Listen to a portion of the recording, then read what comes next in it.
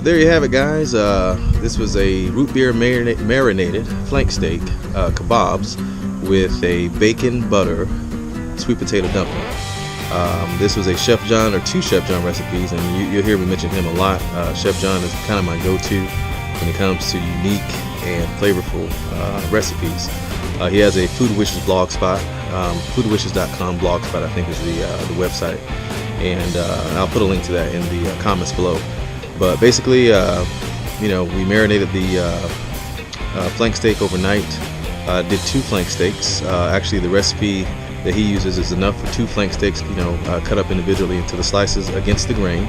If you notice, I went down the center of the flank steaks and cut against the grain to get the more tender chew out of the cuts.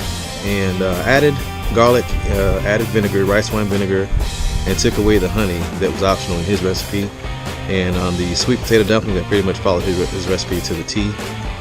Very good, very unique.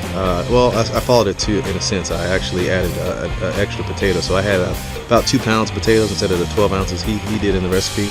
So I did add a little more goat cheese. I did 1/3 of a cup versus 1/4 cup, and everything else is pretty much the same.